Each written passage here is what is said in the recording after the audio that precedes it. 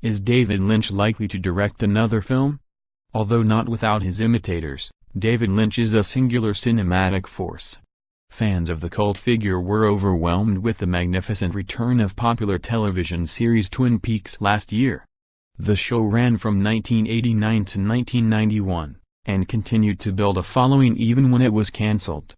Lynch even directed a prequel feature, Twin Peaks: Fire Walk with Me, which was critically misunderstood in 1992, but has since undergone a critical reappraisal, particularly from UK film critic Mark Kermode, who now considers it to be the surrealist's true masterpiece.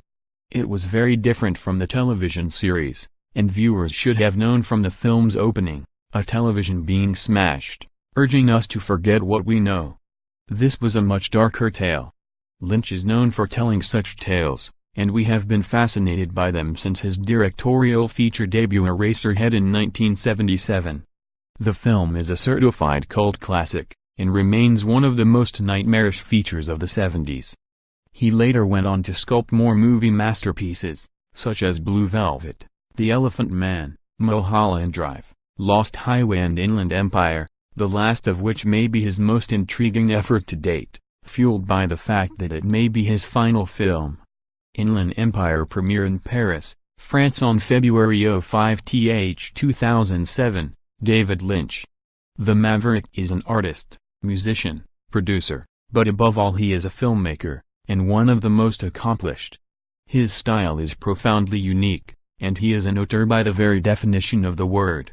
His greatest film remains 2001's Mulholland Drive, of which was recently voted the best film of the century in a BBC poll. However, his most mysterious and puzzling would have to be 2006's Inland Empire. Lynch hasn't made a feature film since, and it's highly unlikely that he ever will.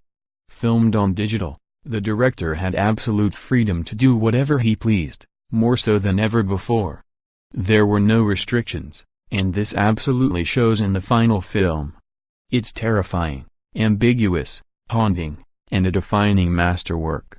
Inland Empire feels like the culmination of a career, and a farewell to filmmaking. If it does in fact remain his last feature, then it is certainly worthy of the man's great legacy, uncompromised and limitless. He has always said that he would love to continue with Twin Peaks before retirement, and now that he has done so, it would be wise to conclude that he feels he has done enough for cinema, and rightly so. David Lynch walks the red carpet during the 12th Rome Film Fest at Auditorium Parco della Musica on November 4, 2017 in Rome, Italy. In the 2016 documentary David Lynch, The Art Life, we were permitted to spend intimate time with him, looking at him through the lens of his art. He is a man that most could listen to for hours on end, and there is a confidence and deep satisfaction in his ability that remains so inspiring to us all. He has recently been enjoying his creativity in different ways, and most would agree that he has done more for the realm of entertainment than any of his contemporaries. Of course, it would never be discouraged for Lynch to return to the director's chair for another feature, but it isn't imperative.